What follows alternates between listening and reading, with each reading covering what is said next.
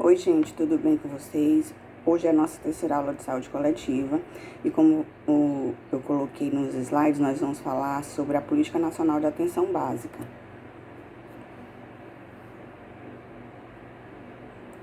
Então, assim, eu começo o slide conceituando a atenção básica, né? Que é o conjunto de ações no âmbito individuais e coletivas que envolve a promoção, prevenção, proteção, diagnóstico, tratamento, reabilitação, redução de danos, cuidados paliativos e vigilância em saúde, desenvolvida por meio de práticas de cuidado integrado e gestão qualificada, realizada com equipe multiprofissional e dirigida à população em território definido, sobre as quais as equipes assumem responsabilidade sanitária. Esse conceito aí é de Brasil 2017. Então, assim, a atenção básica, ela deve ser o contato preferencial dos usuários com o sistema de saúde. É a porta de entrada para os usuários. Vocês podem até dizer assim, professora, mas o meu primeiro contato com o sistema de saúde foi através da urgência. Pode acontecer, uma pessoa sofreu um acidente e ela ser atendida pelo SAMU e ser levada para um hospital de urgência. Ou no caso dela ter algum problema mental e ser tratada primeiramente no CAPS, mas o ideal é que essa pessoa passe pela atenção básica, onde ela vai receber todos os cuidados coletivos e individuais que o programa preconiza. Então, assim, a atenção básica, ela se orienta pelos princípios da universalidade, né, que a gente já falou, que todos têm acesso ao sistema, a questão da acessibilidade, facilitar o acesso, a questão da coordenação do cuidado, vai ter uma equipe que vai ser responsável em prestar assistência a essa pessoa, a essa família, a essa comunidade. A necessidade de criação de vínculo, então assim, você vai conhecer o paciente pelo nome, o paciente vai chegar e você vai chamar ele pelo nome. E a questão da continuidade, que essa pessoa vai chegar, né? A mulher, por exemplo, a mulher chega para fazer o pré-natal, e depois do pré-natal ela volta para a consulta de puerpério, que é a consulta que acontece depois do parto, e aí ela vai continuar retornando para as consultas de puericultura, que é o atendimento da criança de 0 até 2 anos. A questão da integralidade, né? Você vai ver o ser humano como um todo, vai receber atenção integral, a responsabilização, a equipe é responsável por aquela pessoa, por aquela família. A humanização, você vai olhar no olho do paciente, chamar o paciente pelo nome, colocar-se no lugar do outro. A questão da equidade, que a gente já falou, que é tratar de forma desigual os desiguais, porque vai ter aquelas pessoas que vão precisar de mais atenção do que outras, né? Uma família que tem um paciente com hanseníase, tem um paciente com tuberculose, tem um paciente hipertenso, tem um paciente acamado, ela vai precisar de mais atenção do que aquela família que não tem ninguém em nenhuma dessas situações. E a questão da participação social, que esses indivíduos eles vão estar podendo participar do planejamento das atividades, que eles vão ser convidados a estarem participando. Aí eu coloco, né, a questão da portaria, quando foi que foi criada a atenção básica. A atenção básica ela foi criada pela portaria 2488, que foi assinada em 21 de outubro de 2011, onde foi aprovada a Política Nacional de Atenção Básica e foi organizado toda a estrutura para a Estratégia de Saúde da Família, né, ESF, e o Programa dos Agentes Comunitários, que era PACS. O que acontece é que em 2017, foi assinada uma nova portaria do número 2436, né? E essa portaria, ela revoga a portaria anterior. Em 2017, a política de atenção básica, ela passou por modificações. Então, a portaria de 2011 foi revogada. O que está valendo agora é a portaria de 2017, como eu coloquei no slide para vocês. Professora, quais são os fundamentos e diretrizes da atenção básica, né? Então, assim, a atenção básica, ela precisa ter um território delimitado. Então, assim, você vai atender uma área delimitada, vai ter um limite. E dentro dessa área vão ter pequenas microáreas onde os agentes de saúde vão trabalhar, certo? Aí também tem a questão de possibilitar o acesso universal, né? Todos vão ter direito a esse atendimento, e esse atendimento vai ser contínuo. Você vai ser consultado para, por exemplo, tratar uma gripe. Só que se você é hipertenso, você vai voltar para tratar essa hipertensão, tá? Mulher que está grávida, ela vai voltar para as consultas de pré-natal. Aquela criança, ela vai voltar para as consultas de puericultura. E se a pessoa tem algum problema, ela vai ser atendida. Se a equipe não puder solucionar, ela vai ser encaminhada. E o que espera-se é que depois essa pessoa volte para a equipe poder fazer o desfecho naquele problema. Outro fundamento, né? Responsabilizar a equipe de saúde pelas ações de saúde aos usuários e desenvolver relações de vínculo entre as equipes e a população, garantindo a continuidade das ações de saúde. Então, assim, a equipe de saúde, ela tem responsabilidade pelos usuários que fazem parte dessa equipe. E aí ela desenvolve um vínculo entre equipe e a população com o intuito de garantir essa continuidade. Aí eu coloquei também, né, sobre a questão de coordenar a integração das ações programáticas e demanda espontânea, articulando as ações de promoção à saúde, prevenção de agravos, vigilância à saúde, tratamento e reabilitação, trabalhando de forma multiprofissional e interdisciplinar em equipe. Então, assim, a equipe ela é formada por vários profissionais. Esses profissionais têm formações diversas, só que eles vão trabalhar de forma articulada para poder atender da melhor maneira a necessidade desse indivíduo e dessa comunidade, tá? Então, assim, a gente também falou no slide da necessidade de estimular a participação dos usuários como forma de ampliar sua autonomia e capacidade na construção do cuidado à saúde. Então, assim, você vai incentivar esses usuários a estarem participando das atividades de saúde. Você pode estar fazendo atividades educativas nas quais eles também vão estar colaborando, porque todo mundo tem algum saber, tem algum conhecimento. E assim, a gente vai fazer uma troca de conhecimento. As pessoas sabem de alguma coisa e a equipe sabe de outra coisa. Então, elas vão estar trocando informações sobre saúde. Aí, também no slide tem as funções na rede de atenção à saúde, né? Que a atenção básica ela deve cumprir algumas funções para contribuir com o funcionamento das redes de atenção à saúde. São elas ser base de atenção e de serviço de saúde, né? Primeiro lugar, a primeira porta, a porta de entrada.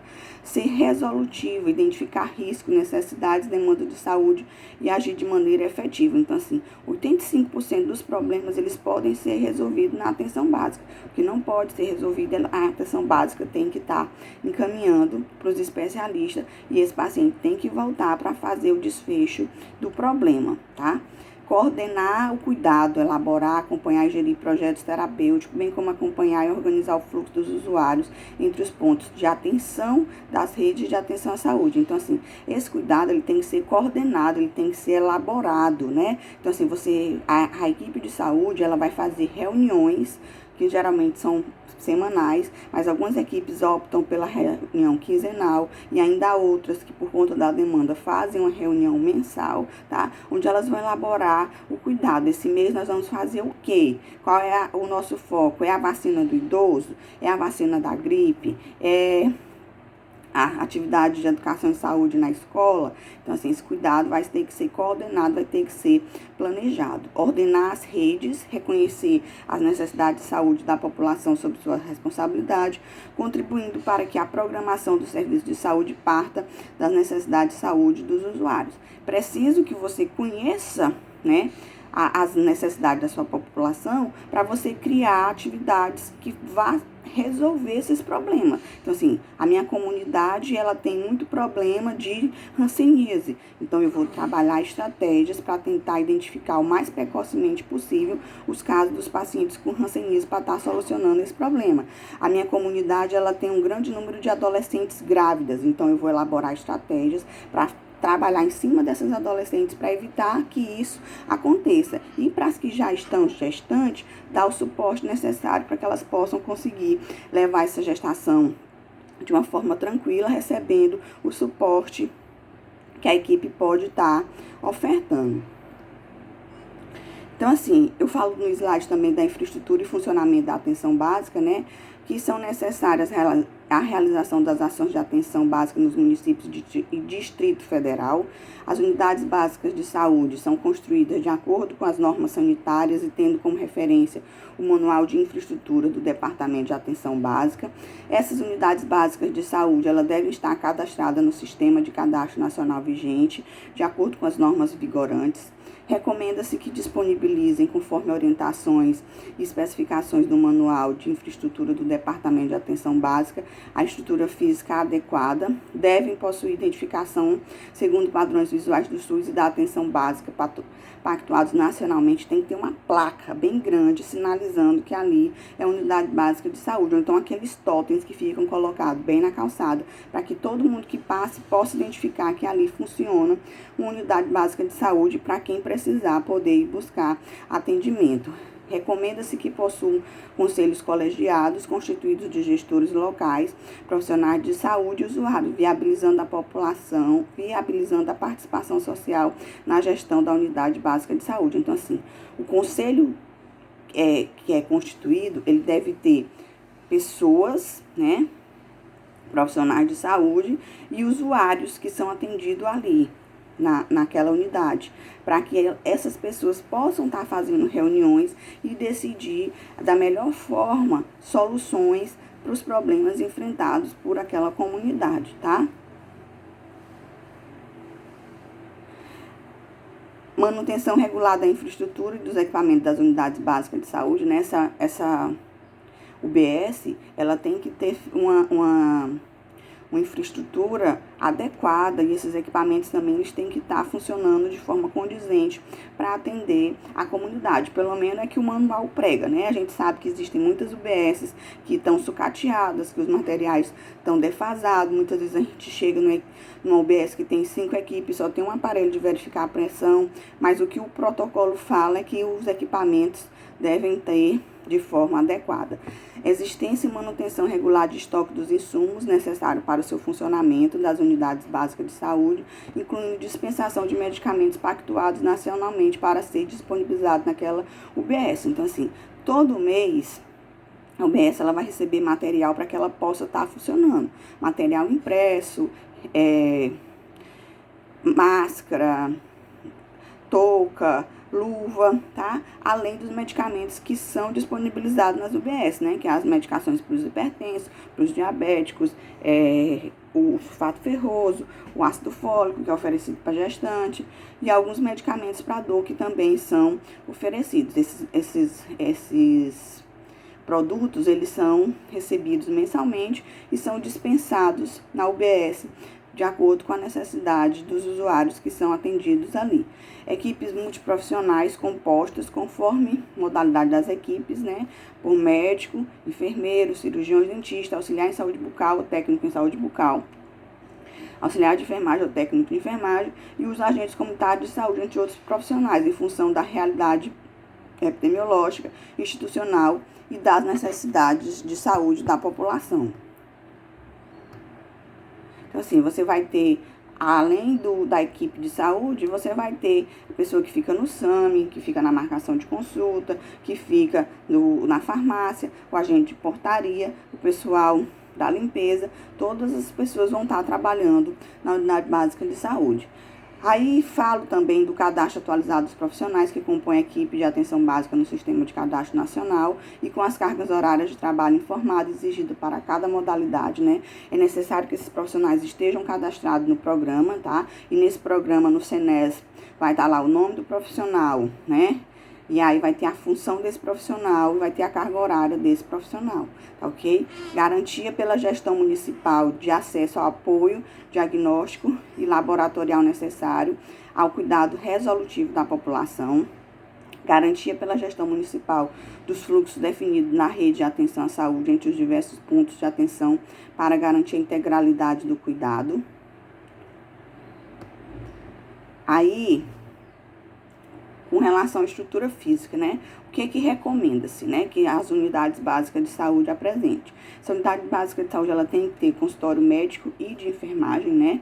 Vai ter o consultório odontológico e o consultório com sanitário. Esse consultório com sanitário, geralmente é o consultório onde é feita a citologia, que as mulheres, antes de fazer o exame, elas vão trocar de roupa, né? Vão vestir a batinha e vão fazer as necessidades fisiológicas, caso elas apresentem, para poder ser colhido o material. Sala multiprofissional de acolhimento à demanda espontânea, sala de administração e gerência e a sala de atividades coletivas para profissionais de atenção básica.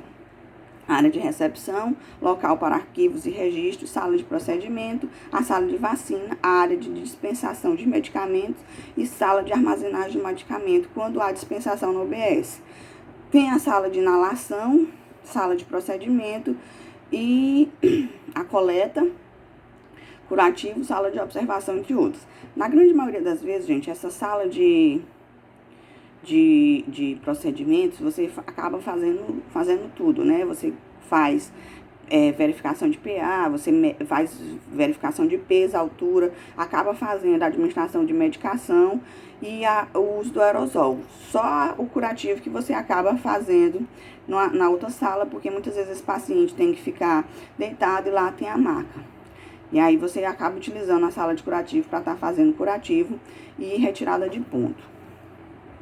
Essa é a grande realidade. Ainda tem lugar que na mesma sala que você tem que pesar e medir o paciente, você tem a maca para você estar fazendo a retirada de ponto e curativo. E aí você tem que fechar a porta, pedir para os outros pacientes sair para estar fazendo aquele procedimento de curativo ou retirada de ponto. Isso é a grande realidade da estrutura da atenção básica no nosso país. Então, assim, quanto à estrutura física mínima, né? Devem dispor de consultório médico, nas unidades básicas de saúde fluviais, isso, tá? Consultório médico, consultório de enfermagem, ambiente para armazenamento e dispensação de medicamentos, laboratório, sala de vacina, banheiro público, banheiro exclusivo para funcionários, expurgo, cabines com leito em número suficiente para toda a equipe, cozinha, sala de procedimentos, se forem compostas por profissionais de saúde bucal, será necessário consultório odontológico com equipamento odontológico completo. Professora, e tem unidade básica de saúde fluviais?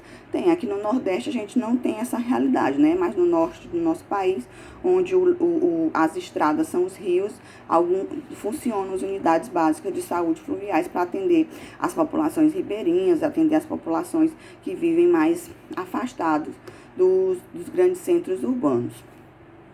Aí eu falo da especificidade da estratégia de saúde da família, né? O que a estratégia de saúde da família, ela busca, né? Ela busca a reorganização da atenção básica no país, de acordo com os preceitos do Sistema Único de Saúde.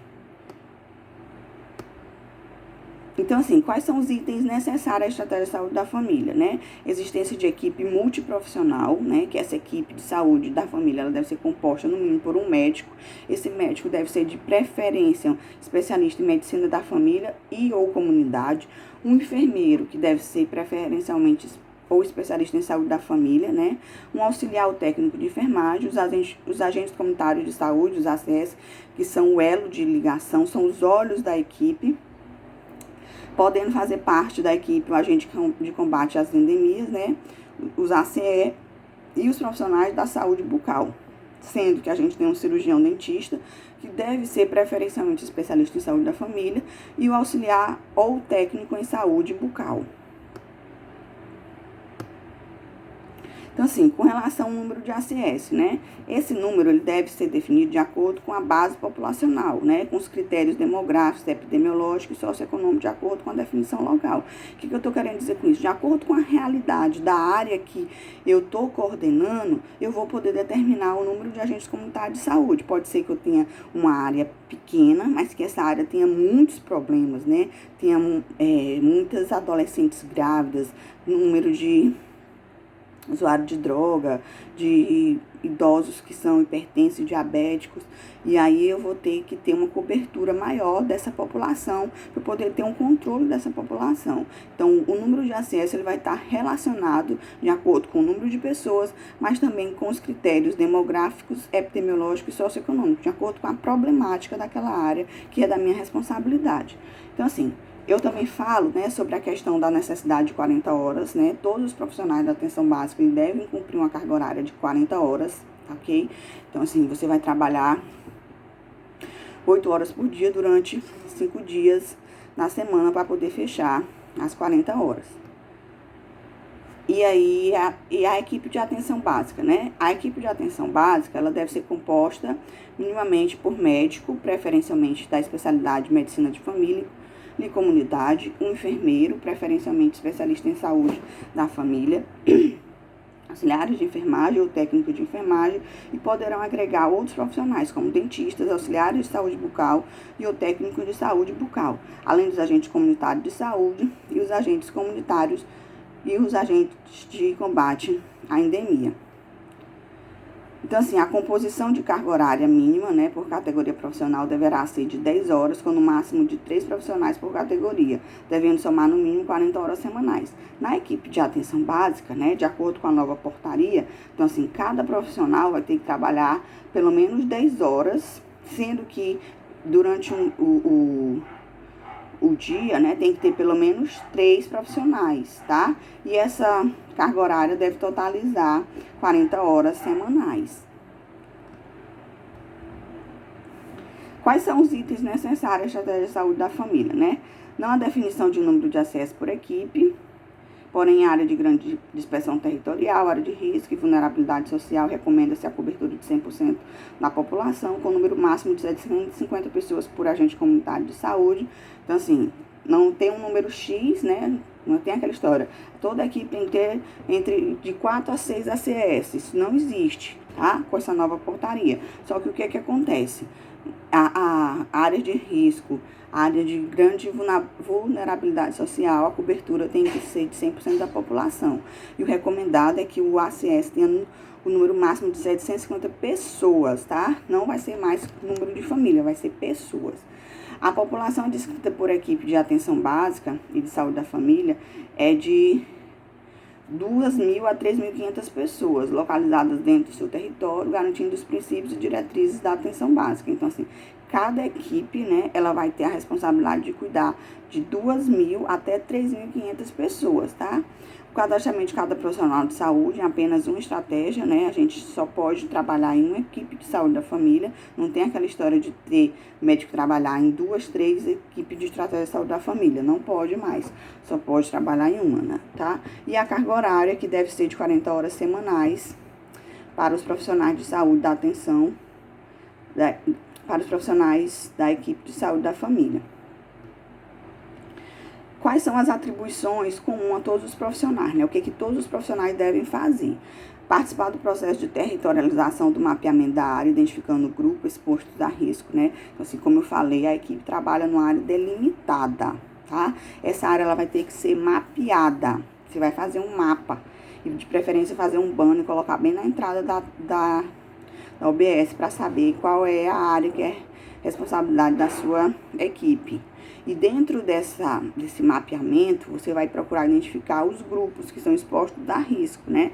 Hipertenso, os diabéticos, adolescente, se tem usuário de droga, se tem prostíbulo, né? Se tem bar, tudo que puder trazer problemas, trazer risco, você vai estar elencando. Assim como também a rede de apoio, né? Tem uma igreja, você vai colocar ali, porque a igreja pode servir de suporte para você estar fazendo palestra, estar fazendo atividade, estar fazendo Bolsa Família na área da igreja.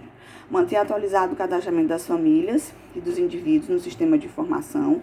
Essas famílias, elas devem ser cadastradas pelos agentes comunitários de saúde, e esse cadastro tem que ser atualizado, tanto o cadastro individual, né? Cada pessoa tem o seu cadastro, assim como o cadastro familiar, tem que estar alimentando o sistema, que é para chegar na base de dados do Ministério da Saúde, para ele saber a realidade de cada equipe de saúde da família, né? Número de hipertenso, número de diabético, número de criança menor de 2 anos, número de criança menor de ano, número de criança menor de 5 anos, número de gestantes, número de puérperas, número de mulheres que estão grávidas, que estão fazendo pré-natal, a faixa etária dessas mulheres, o número de hipertensos que consultaram, que foram verificada a pressão, tudo isso tem que ser atualizado. Realizar o cuidado da saúde da população, prioritariamente no âmbito da unidade de saúde e, quando necessário, no domicílio e nos demais espaços comunitários, escolas, associações, entre outras. O que eu estou querendo dizer com isso? Que a atenção básica você não vai fazer só dentro da unidade básica, né? Você vai sair, você vai fazer atividades fora, nas escolas, nas creches, nas igrejas, nas associações, de acordo com a necessidade da sua comunidade, né? Tá tendo campanha de vacina, a gente vai para a escola. Tá tendo ação preventiva de infecções sexualmente transmissíveis. Você vai para uma praça, você vai para o supermercado, você vai para a porta do mercado e lá você vai distribuir preservativo e falar sobre a prevenção das infecções sexualmente transmissíveis. Realizar ações de atenção à saúde conforme a necessidade de saúde da população local. De acordo com as necessidades da sua população, você vai desenvolver atividades de ações relacionada a essa problemática, né? Pode ser que na sua equipe tenha muito paciente hipertenso, pode ser que na sua equipe tenha muito paciente obeso, pode ser que na sua equipe tenha muito paciente idoso, e aí você vai, de acordo com a sua realidade, você vai desenvolvendo ações em saúde. Continuando, né? Garantir a atenção à saúde, buscando a integralidade por meio de realizações de ações de promoção, proteção e recuperação da saúde e prevenção de agravos, e da garantia de atendimento da demanda espontânea. Então, assim, isso é responsabilidade de todos os membros da equipe. Participar do acolhimento dos usuários, realizando a escuta qualificada das necessidades de saúde, identificação das necessidades de cuidado, proporcionando um atendimento humanizado e viabilizando o estabelecimento do vínculo, né? Então, assim, todos os profissionais, eles devem acolher esses usuários para fazer com que esses usuários se sintam bem, se sintam acolhidos, se sintam bem recepcionados. E os técnicos de enfermagem, principalmente, porque a UBS é a porta de entrada do SUS. E a porta de entrada da equipe é o técnico de enfermagem. O paciente vai ter que passar pelo técnico de enfermagem na pré-consulta para poder chegar à consulta com o enfermeiro ou com o médico. Então, assim, é importante que vocês estejam dispostos a realizar essa escuta, né? Escuta qualificada é você ouvir, saber ouvir a necessidade daquele paciente.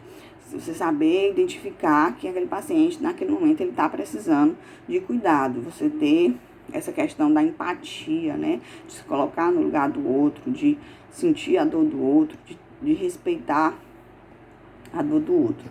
Realizar a busca ativa e notificar doenças e agravos de notificação compulsórias e de outros agravos, né?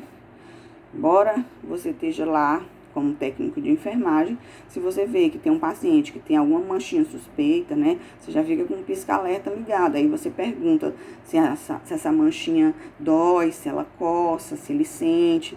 Porque se for o caso, você já pode estar encaminhando esse paciente para o médico ou para o enfermeiro, para ele estar fazendo a avaliação se esse paciente é um possível portador de hanseníase, né? Responsabilizar-se pela população, mantendo a coordenação do cuidado, mesmo quando necessidade de atenção em outros pontos de atenção do sistema de saúde. Realizar reuniões de equipe a fim de discutir em conjunto o planejamento e avaliação das ações da equipe. Todos os membros, eles devem participar da reunião de equipe. E essa reunião da equipe, ela deve acontecer mesmo quando o enfermeiro está de férias. Na grande maioria das vezes, o enfermeiro é quem puxa, quem coordena essa reunião. Aí quando o enfermeiro está de férias, aí fica todo mundo disperso, né?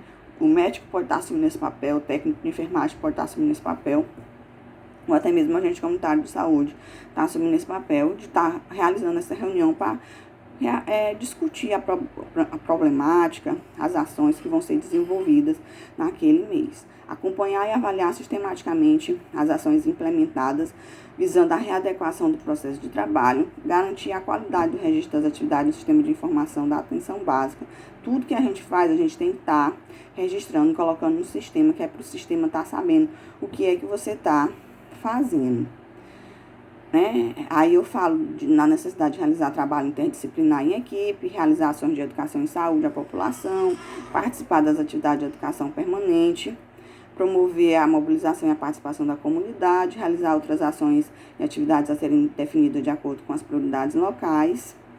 Aí eu falo também das atribuições do auxiliar do técnico de enfermagem, né? Participar das atividades de atenção, realizando procedimentos regulamentados no exercício de sua profissão na UBS e, quando indicado necessário, no domicílio e nos demais espaços comunitários, escolas, associações, né? o técnico de enfermagem, ele vai atuar tanto na UBS quanto fora, tá? Mas você só vai fazer as atividades que são regulamentadas pela profissão de vocês, realizar atividades programadas e de atenção à demanda espontânea, realizar ações de educação e saúde à população conforme o planejamento da equipe, participar do gerenciamento dos insumos necessários para o adequado funcionamento da UBS, né? Isso é a questão da quantidade de material, tá? Você vai informar a quantidade de material que você está utilizando, questão de máscara, de luva, de touca, você vai estar informando para o gerente da UBS, para ele estar podendo fazer esse pedido. Contribuir, participar e realizar atividade de educação permanente, né? Não é só o enfermeiro que tem que fazer atividade de educação, o técnico de enfermagem deve e pode estar fazendo, tá? Então, assim, qual o objetivo da educação permanente, né, das equipes de atenção básica? Qualificação das práticas de cuidado, gestão e participação popular, aquisição, atualização de conhecimento e habilidades, até o aprendizado que parta dos problemas e desafios enfrentados no processo de trabalho. A gente tem que estar sempre trabalhando a questão de educação e saúde, tanto dentro da equipe quanto da equipe ofertando para os usuários, para fazer com que eles tenham uma qualidade de vida melhor e acabem adoecendo menos, tá? Então, assim, a educação e saúde é um processo de troca de saberes e experiência entre a população como um todo, incluindo usuários, profissionais e gestores de saúde. Foi aquilo que eu falei, vai ser uma troca, né? Não vai ser uma palestra, vai ser uma roda de conversa onde a gente vai estar discutindo uma determinada temática. Essa prática, ela visa a prevenção de doenças, a promoção da saúde e promove a autonomia dos sujeitos envolvidos, tornando os sujeitos ativos e transformadores de sua própria vida. Ele vai se sentir mais valorizado, ao invés de só escutar, ele poder falar, ele poder contribuir de alguma forma para o andamento daquela atividade. Quais são os meios, professora, de educação e saúde? Palestra, né? Gincanas e jogos, transmissão de vídeos educativos, visitas a comunidades específicas, dinâmica de grupo, capacitar trabalhadores em educação e saúde, distribuição de cartilhas e folhetos, né, com informação direcionada ao público alvo, encontros e debates. Tudo isso você pode estar fazendo. Qual é o foco na promoção da saúde, né? A promoção da saúde é uma das prioridades do Pacto pela Vida para a construção de uma abordagem integral do processo de saúde e doença e tem como foco o enfrentamento dos problemas de saúde baseado no reconhecimento dos determinantes sociais da saúde. Quais são as ações de promoção da saúde, né? Divulgação e implementação da política nacional de promoção da saúde, a questão da alimentação saudável, né? A gente tem que estar sempre batendo na questão da necessidade de alimentação saudável. A gente vai trabalhar com muito idoso, a gente vai trabalhar com muita criança, e assim a gente está tendo uma epidemia de obesidade, então a gente vai estar sempre batendo nessa questão dessa temática. A questão da necessidade prática corporal e atividade física, né? Que a gente precisa fazer uma atividade física para ter uma qualidade de vida e também para diminuir o número de casos de obesidade. Prevenção e controle do tabagismo. O cigarro, ele faz muito mal, então a gente tem que estar sempre debatendo isso para fazer com que esses pacientes eles diminuam o melhor possível que eles deixem de fumar. Redução da morbimortalidade em decorrência do uso abusivo de álcool e outras drogas, né? Questão da redução de danos, você vai ter que estar trabalhando, selecionar esse público e estar trabalhando essa temática. Redução da morbimortalidade por acidentes de trânsito, né? Tá conscientizando a população a necessidade do uso do capacete, os que são motoqueiros, a necessidade do uso do cinto, aquelas pessoas que dirigem,